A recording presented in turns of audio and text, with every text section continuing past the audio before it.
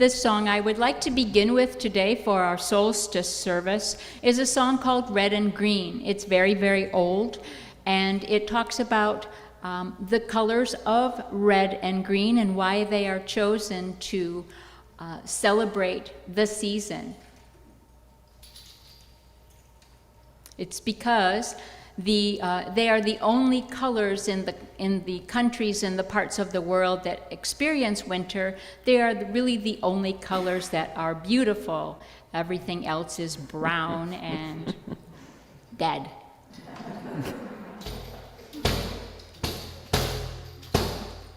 Red and green together be seen in the dark time of the year. Red and green together be seen in the time of dread and fear. Green for the thorn of the holly leaf that shines in candlelight, that holds the hope of evergreen and glimmers in the night. Oh, red and green together be seen in the dark time of the year. Red and green together be seen in the time of dread and fear. Red for the berry round and full, a drop of blood on snow that shows us our humanity, the fruit from which we grow. Oh, red and green together be seen in the dark time of the year. Red and green together be seen in the time of dread and fear. In the dark time of the year. In the dark time of the year.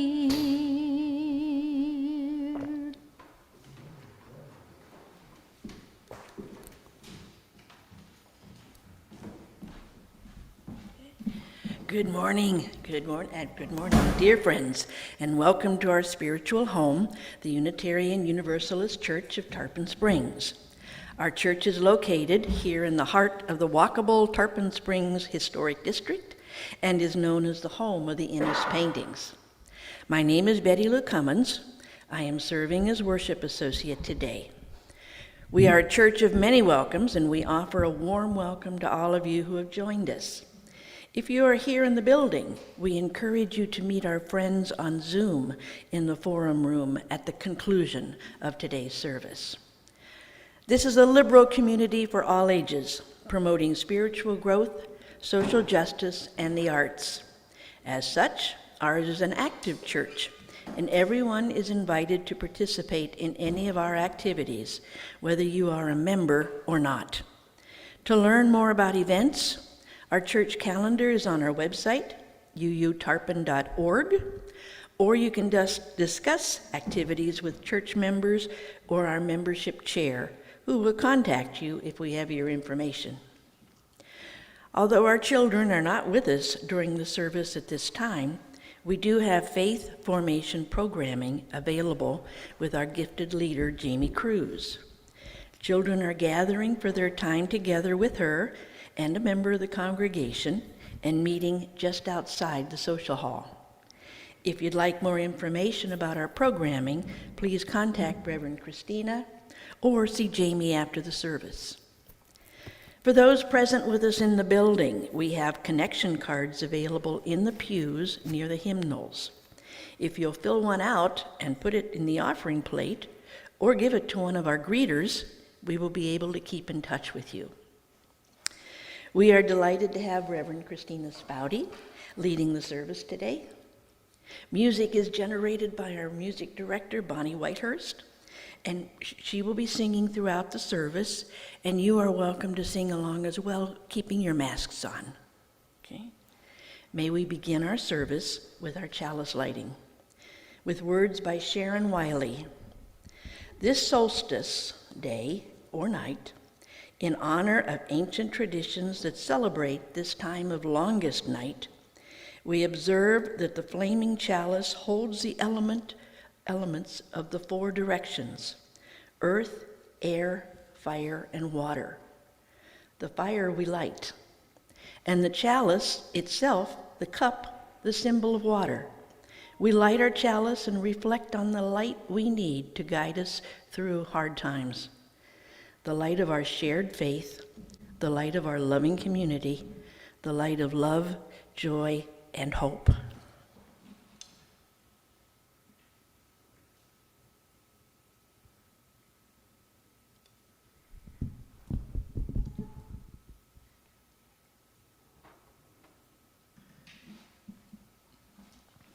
This song is called The Longest Night, and it's a traditional melody that you will probably recognize with new words by Jim Scott, a fellow Unitarian Universalist musician.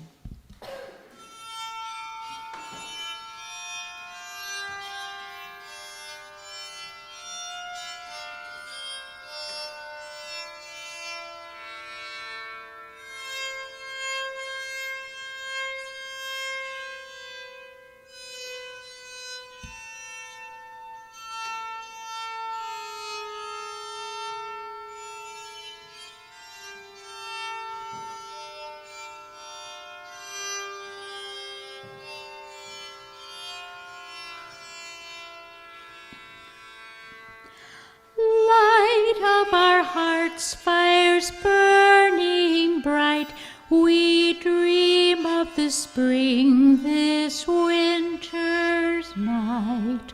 Surely the earth is turning from dark to light. Gathered friends in reverence here, we celebrate the longest night. Gathered friends in reverence here, we celebrate this longest night.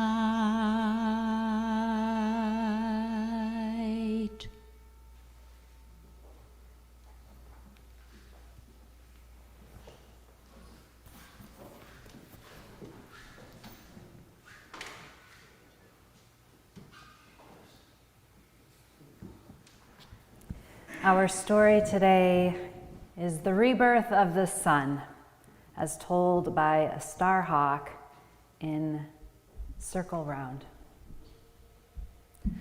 Circle round and I'll tell you the story of when the sun was born again. It was the middle of winter and the sun had grown very old. All year long the sun had worked very hard, rising and setting day after day.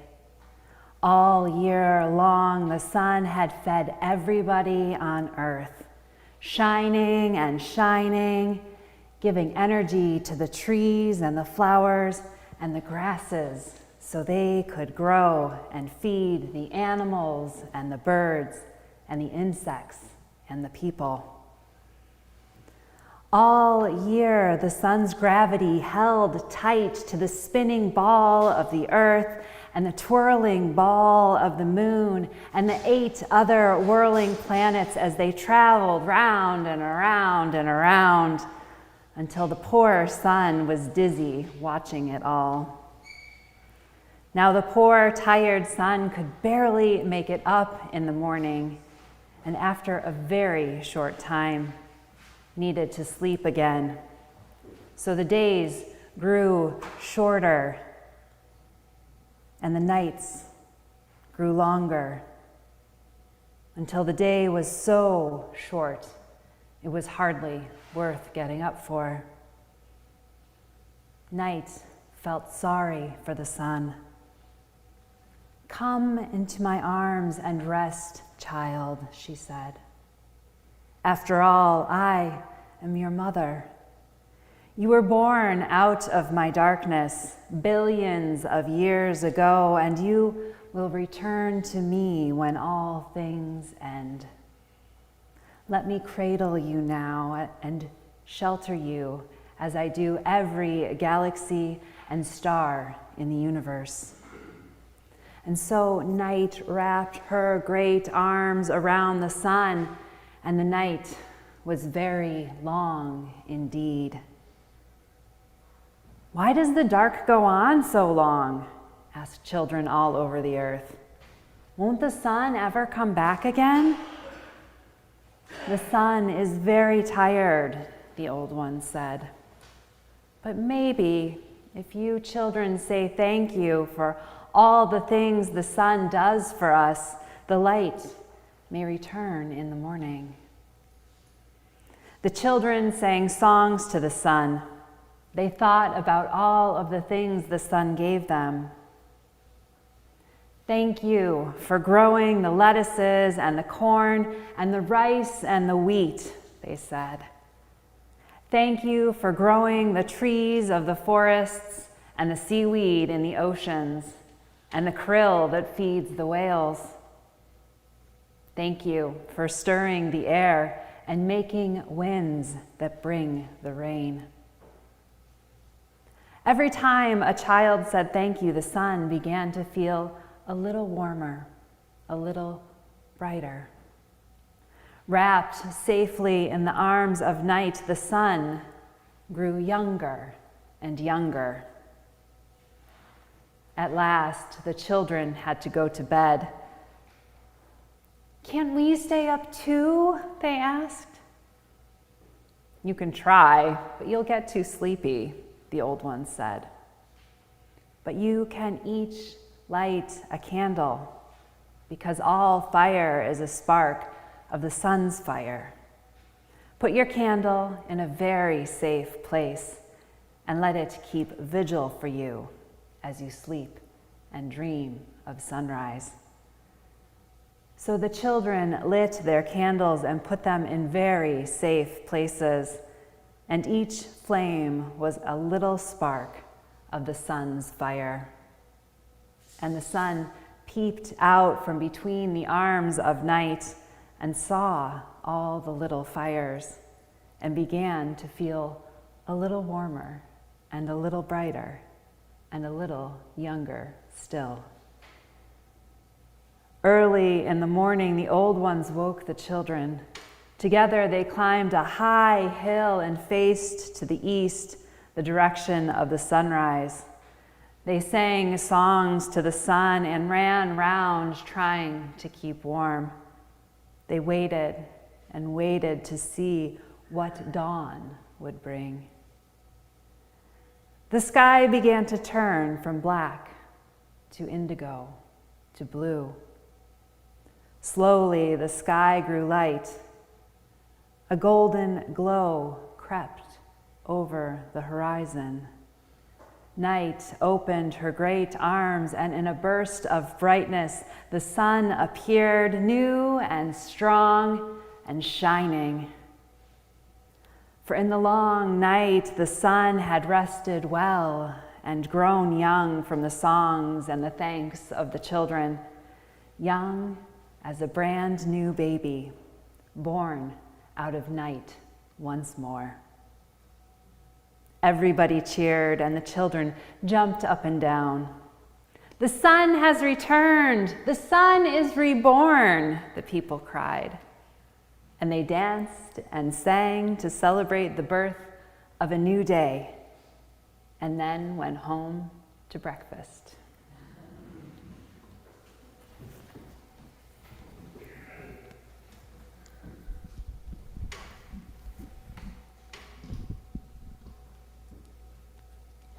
This song I'm about to play is a song called Walking in the Air, and it's a theme song from the movie The Snowman, which is an animated film for children that was written after the book. And I always wondered what it was about, and finally, because of this service, I looked it up. And it's about a little boy who is taken up to the North Pole. And this is when he's flying up above his neighborhood and up above the world.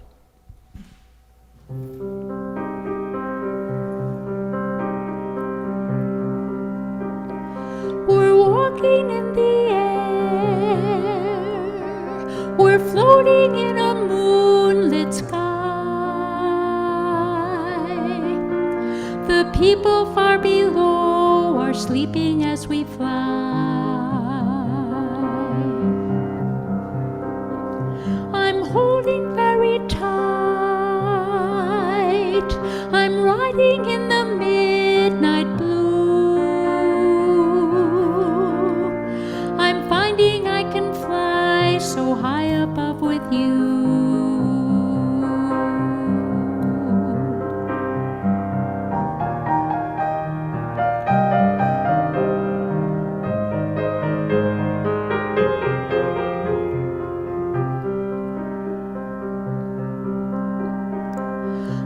Across the world, the villages go by like dreams.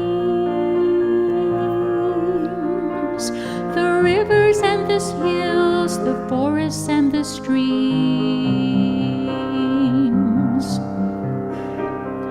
Children gaze open-mouthed, taken by surprise. Nobody down below believes their eyes. We're surfing in the air, we're swimming in the frozen sky. We're drifting over icy mountains as we fly.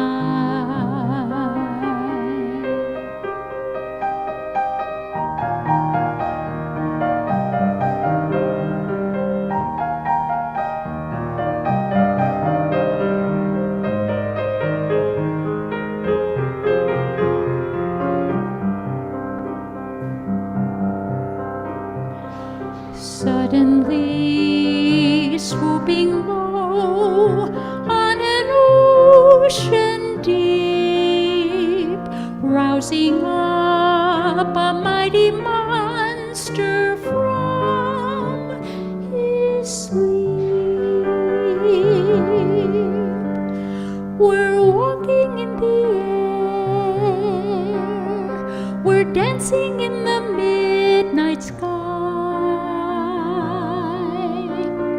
And everyone who sees us greets us as we fly.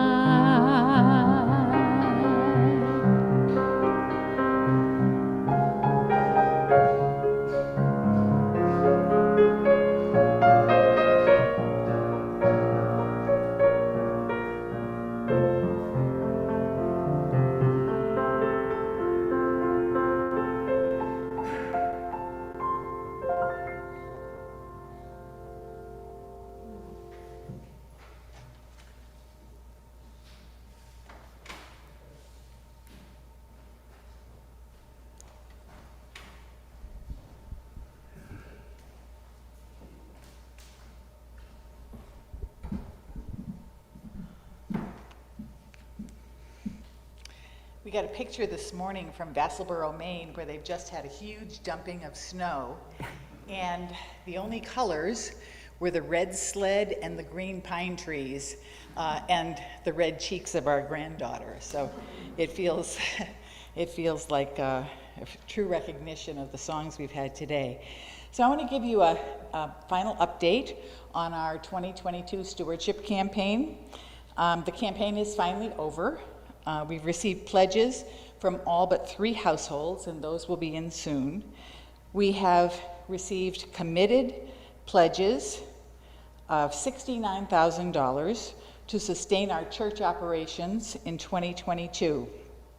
It is truly remarkable that as we enter this 3rd year of COVID, the 60 households that are members of this church have come together with such strength. As my term ends In January, as treasurer, I want to thank you for the honor and privilege of serving as your treasurer these past 2 years. And now that the campaign is over, the action begins. In the aspen metaphor of this campaign, we are the roots that will sustain the lovely trees through the next year. Thank you. And I have to, thank you. I have to move the poster because there's another thank you from the children at Head Start behind it.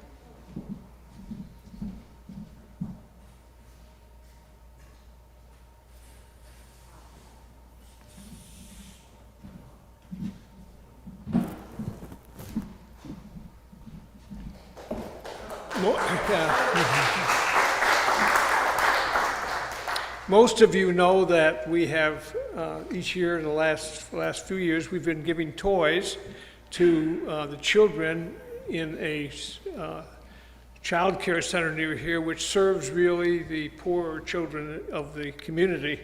And up until this year, we have simply put on our Christmas tree everybody's name, and people took a name and they bought a gift and they brought the gifts in and we delivered them, and that was wonderful. This year we did it a little bit different, and we did it a little bit different because of the pandemic. It's that's fault. I went in the end of October to see what gifts we're going to be able to get. I talked to the manager of the store about a particularly beautiful gift for young girls, and I said, can we order some of these and you'll have them in for us? And the manager said yes. So I went the following week to get the numbers and went to him and said, okay, I want to order whatever, 15 of these. And he said, well, order it yourself. And I said, well, if I order it myself, will it get here? I don't know. Well, the children need to know. So instead of doing what we did before and letting people go buy gifts, because the gift shop in the stores were getting really low, I ended up being the person who went and bought 33 gifts. And we delivered them on Tuesday of this week. And the children were just so excited because there were about 15 of them who saw the gifts coming in. Sometimes we don't understand how poor children sometimes are. And so I want to tell you very briefly a little story. I've been in child care a lot, and the last one I had, I left it for a few years to get involved in another business. And then I got called by the manager and asked if I would come back and help them. They needed help. So my first day back, I went and visited each of the classes, and a little boy, a 3-year-old, said to me, I want to go home. And I saw him an hour later, and he said to me, I want to go home. So I went to the director and said, what's the situation here? This boy doesn't want to stay. She said, oh, no. You're not hearing it right. He's saying, I don't want to go home. Home is a car. Any of you ever lived in a car? Well, we don't know if any of these kids are living in cars, but they're all really poor, and the gifts are important.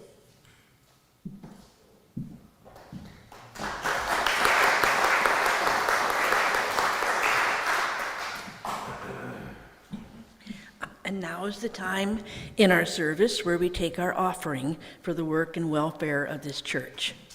Ours is a free faith, and we must sustain itself financially.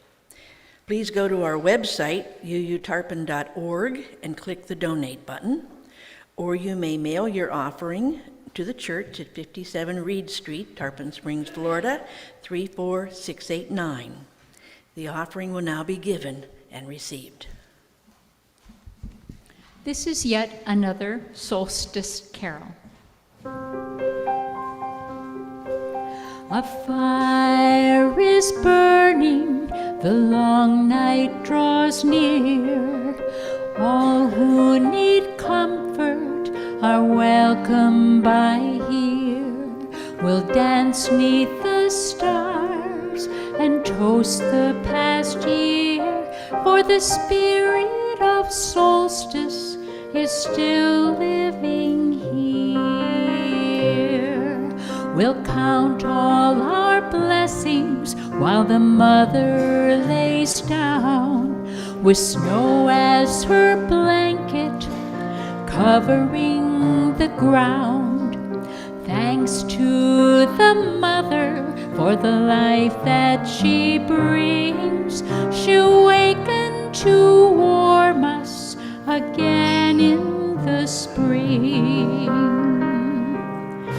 Count all your blessings, for the cold of the winter draws near.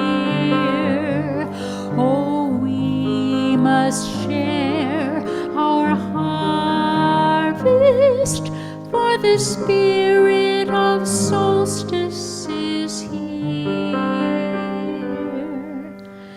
The poor and the hungry, the sick and the lost, these are our children, no matter the cost. Come by the fire, the harvest to share, for the spirit of solstice is still living here.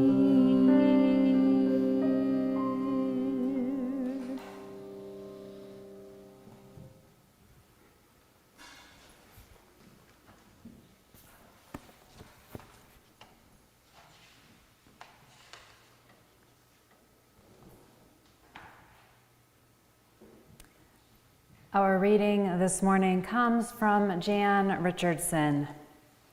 This is a blessing for traveling in the dark. Go slow if you can. Slower. More slowly still.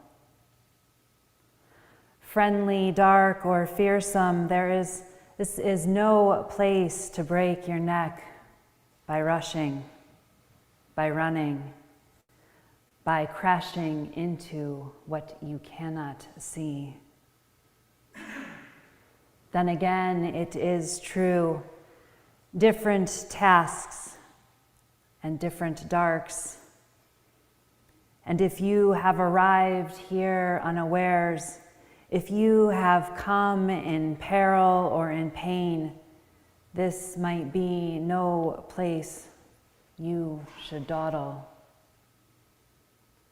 I do not know what these shadows ask of you, what they might hold that means you good or ill. It is not for me to reckon whether you should linger or you should leave.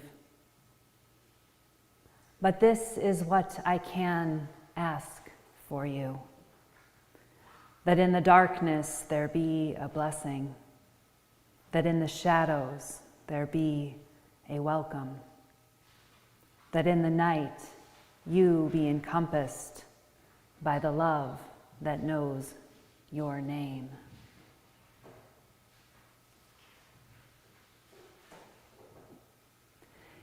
It's the most wonderful time of the year, goes the song. All these magical, fun images tempting all of our senses, listed off to the quick, upbeat music. This is a time that is filled with happiness and joy, says the song. All this magic and fun can be yours. It's all around. Just look. And maybe it is for many, or all of us, at least at times. There are lights strung all over to ease the darkness and let us celebrate deep into the early arriving night. But we might wonder too if sometimes the light might be used to stave off the unwelcome night, to keep it at bay, ward off the worrisome things in the stories we've been told about the dangers it might hold for us, the things that go bump in the night, in the hopes of keeping us safe. Nighttime and its darkness are what many have been taught to fear, and as a single woman, I do have a healthy respect for that feeling. Hardships, of course, are not dissuaded by the light. They come when they come, how they come. Sometimes it's just life, sometimes the consequences of our actions, sometimes the hand we've been dealt to hold for a time. We are just about at the longest night of the year, when the dark is abundant and the daylight most precious. This is the winter solstice, celebrated honestly, sometimes joyfully, sometimes solemnly, by our pagan, Wiccan, religious naturalist, and earth-based siblings in faith and neighbors in community. As with our chalice flame, the burning of Yule logs and other fires was a way to invite warmth and community, as well as good fortune into people's lives. It has been a way to make space for reflection and celebration. It has also been a way to consider new possibilities, new births, new dreams and ideas into our lives in the year ahead. Before I say more, I want to take a moment to acknowledge the ways the words dark and darkness have been used to oppress, marginalize, and terrorize Black, Indigenous, and other people of color, people of the global majority in the US and other Euro-American and European nations and colonialism. The equation of dark and darkness with evil deepened racism and was used to justify slavery and continues as part of the narrative that slaughters our Black and brown siblings and neighbors today. Particularly in the Bible, this language has been used to demonize darkness. That's a surprising twist, as we heard in today's story from Starhawk and in the very first line of Genesis, that in the beginning, when God created the heavens and the earth was a formless void, and darkness covered the face of the deep, while a wind from God swept over the face of the waters. The darkness just was, and it was all there was. Nothing to be scared of, nothing to hide from, just quiet and peace and a stillness, the way that when everything is just good, we have an internal stillness. The darkness was indeed sacred. I mean, how bad could it be if God had dwelled there? How could the night be anything but loving, strong, and wise, as it is in Starhawk's story? Even as a child and youth, it seemed there was something sort of magical about the night. For some time as a young adult, I used to get off of work at midnight and go for a run. I would stick to the main roads and there were cars out some. It was a college town. But there was also this hush and solitude, and just the sense of the enormity and peace of the world, all tucked in, it seemed, under the expansive sky. Before the arrival of widespread electricity, nighttime and darkness held other narratives. When sleep was broken by a mid-nighttime waking period before returning to slumber, a time of intimacy, a time when families were gathered together, telling stories, doing inside chores or hobbies, keeping company. It brought people closer together out of necessity, perhaps, but there was still a sense of enjoyment too. Celebrating the winter solstice, known as Yule in earth-based faiths, isn't just about honoring and celebrating the joy and wonder that nighttime offers us, though, or the returning of the light, although it is also those things.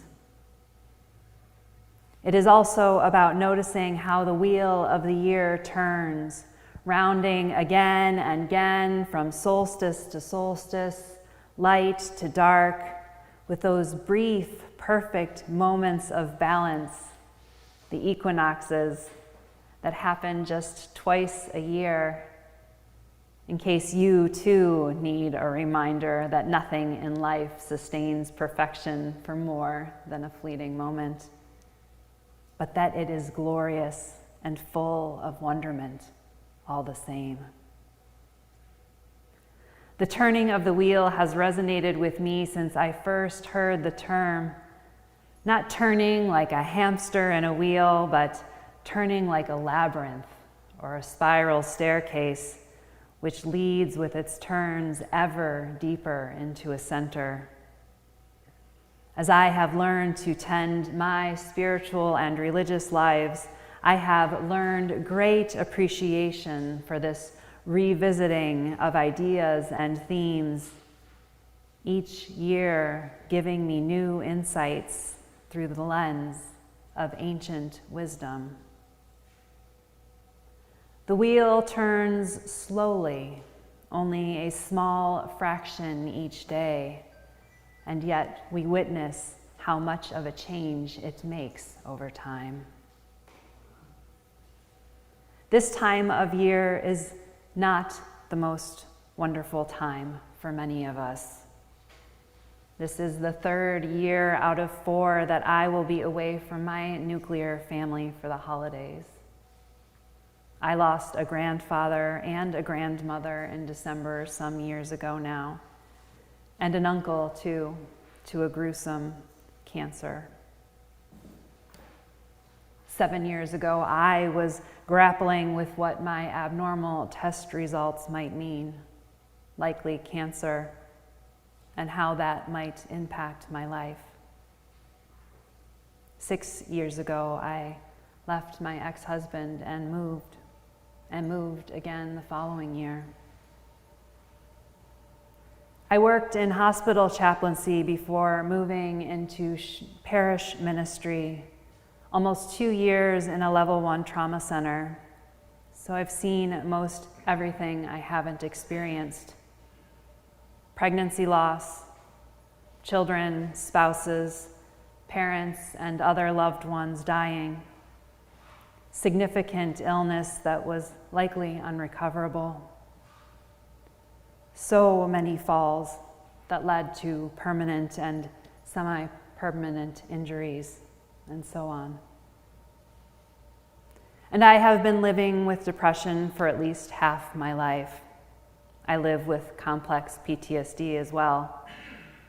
I know that the darkness that we fear is not only the one that comes at night, but sometimes the one that we live with each and every day, and that sleep is our only solace.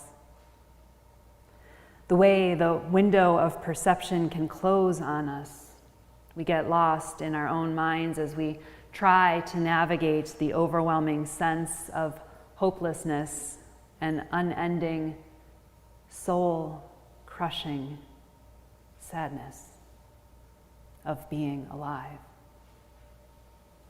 The shining lights and happiness we watch others experience can amplify our loneliness and our pain. One of the popular narratives in our culture is around lightness beating darkness, or lightness winning out over darkness. It's a narrative about competition that offers only one possibility, moves in only one direction, not the both and living that is required of most of us most days. The way this narrative works is that when things are hard, distressing, painful, there's an underlying story that we haven't yet done enough to win, to overcome it, that maybe we deserve it or are causing our own harm. This is false. This is somewhat related to the prosperity gospel and laws of attraction, the power of positive thinking, that if we will something hard enough, we will bring into our lives the things that we dream of. Congregations and ministers sometimes also fall into this narrative, speaking only of so-called good things. This is a deeply problematic theology. In my chaplaincy training, one of the first things I learned was that there are no good or bad feelings or emotions, no positive or negative. There are just feelings and emotions. Each serves a purpose and tells us at least one thing we need to know. They are one way our bodies and minds give us information about the world, our relationships, how we're feeling, what we need. What is a problem is when we only talk about positive things, so-called positive feelings. We keep things superficial, all rainbows and unicorns. As if being sad, mad, and scared aren't all part of what it means to be human. No more and no less than being glad or peaceful or excited. Life is not all rainbows and unicorns. I mean, it can be at times. But like those fleeting glimpses of perfection at the equinox, the scales will as likely tip in the other direction eventually. When we refuse to confront or deal with the hard things in life, we not only alienate each other, but we alienate ourselves. Instead, the nighttime, the darkness we experience at this time of year, invites us to lean into the hardships and challenges. In the solitude that often comes with the nighttime, we are granted the space and freedom to learn to sit with our pains, our sadnesses, our losses, our grief. Not to do anything, but learn to sit with them for a time. Learn about who they are and where they come from. Maybe after a while, offer some rest, a warm blanket, a cup of cocoa, a lullaby, a favorite book, a craft, a good meal. The public progressive Christian theologian Barbara Brown Taylor has written, "I have learned things in the dark that I never could have learned in the light. Things that have saved my life over and over again, so that there is really only one logical conclusion.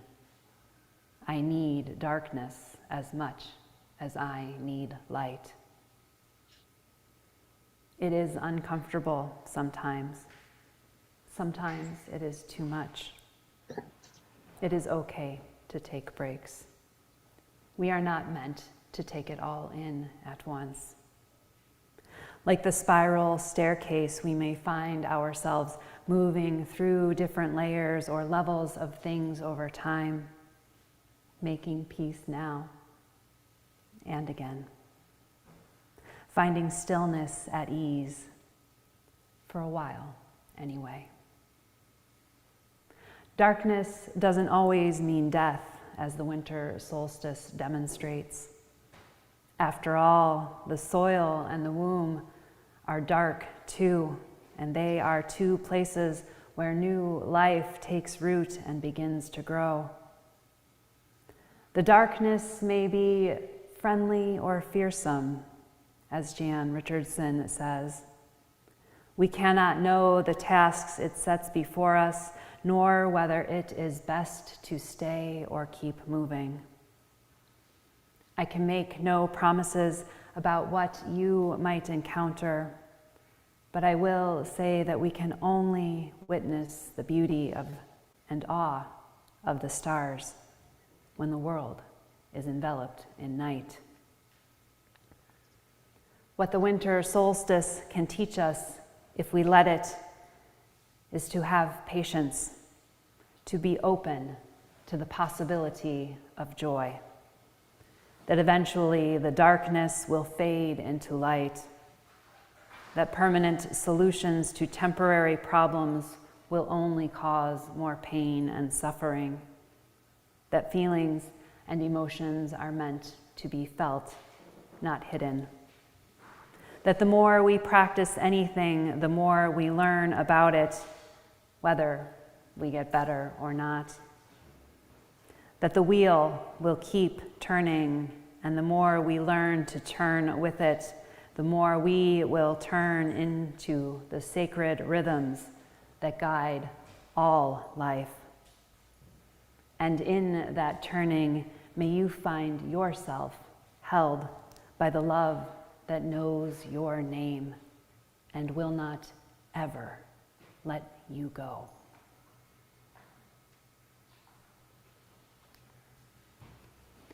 If you would please join me in singing our closing hymn, number 72 in the gray hymnal, which has a deceivingly summery name, but is really about the winter solstice. I had never heard this hymn before, but the more I play it, the more I really like it. I'll play the whole thing first, and then we'll sing together.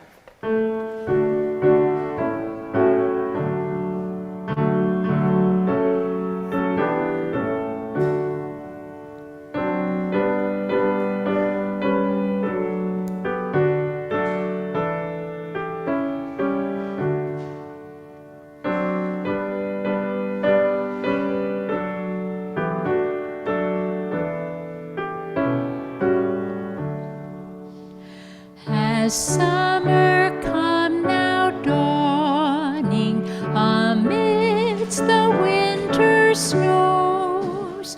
And shall we nested tiny birds within the pine tree's boughs? And shall we nest the tiny birds within the pine tree's boughs? Already now the candles have blossomed on the tree to light the longest winter night for all of us to see. To light the longest winter night for all of us to see. The old one now made youthful, just like a child at play. The bending back now straightened, so all our hearts we pray. The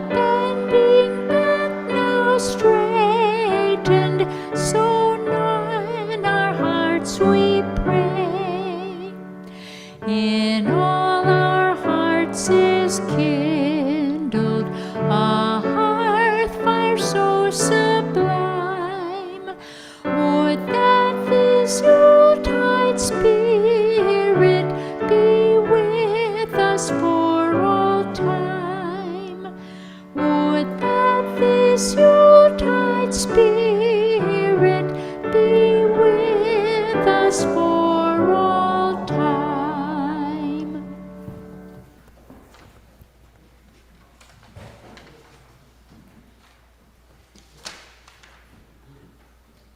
I close each service with these words from Jean Harrison Newyar, who has written in The Gift of Faith. In the lore of ancient China, there's a story of a philosopher who was asked, "Where is the road called hope?" He replied, "It does not exist, but as people move forward upon it, it comes into being." I invite you to keep moving forward on this path, this road, sometimes dark, always better with company, together with me. If you would please join us in singing now Spirit of Life, which is hymn number 123 in the gray hymnal, 123.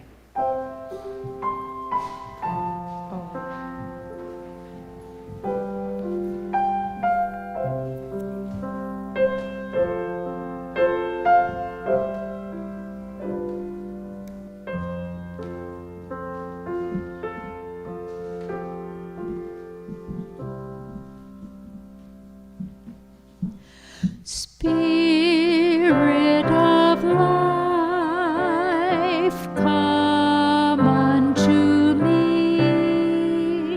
Sing in my heart all the stirrings of compassion. Blow in the wind, rise in the sea.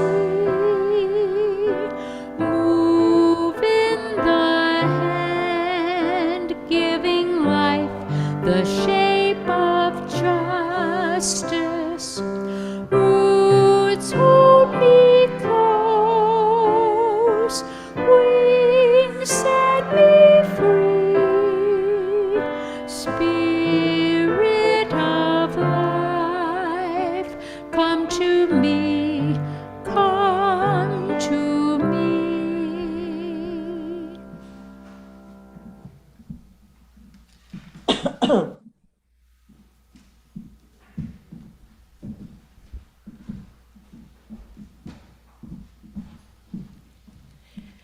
We come now to our chalice extinguishing with these words by, let me check her name again, I lost them, there we go, Martha L. Munson.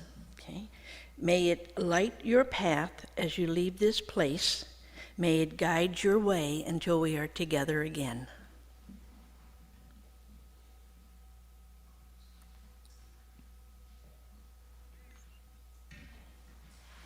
I do have some announcements before we depart, okay? First of all, be sure to check out the artwork in the forum room before you leave. I had a chance to do it before the service, and I was absolutely blown away by the talent that I see on display there. So don't miss it, all right? It's absolutely wonderful, okay? Today at 11:30 in the forum room, we will have a social justice speaker, Jason Sowell, am I pronouncing it correctly? Okay, of Current Initiatives, talking about the laundry project. And as I said, while you're there, check out our own visual art support group artwork hanging and sitting on the table back in the forum room. On December 24th at 5 p.m., we will have a Christmas Eve service. Okay. And also, I have a bit of sad news. We had hoped to be able to restart our coffee hour gathering the 26th in the light of the increasingly bad news about the COVID variant, Omicron, and the Delta and the original too. We decided we need to postpone it a little longer, so no coffee hour as we thought. On January 1st, 2022, there'll be a New Year's Day picnic, poetry picnic at Howard Park, Pavilion 6. We do this every year we've tried to do this. on January 1st. Bring your poems to read and a plate-ready dish to share. Okay, $5 for drinks we're asking, paper goods, and a 50-50 chance. Come at 11, eat at noon, followed by poetry. And a collection for the laundry project will be taken there. Okay, thank you so much. For my postlude, if you would all turn to hymn number 73 in the gray hymnal. It's another, it's Turning the Star Wheel, and the only verse we will be singing is the second verse that said winter. And if you notice, the first phrase is repeated before you go on to the rest of the song. Number 73.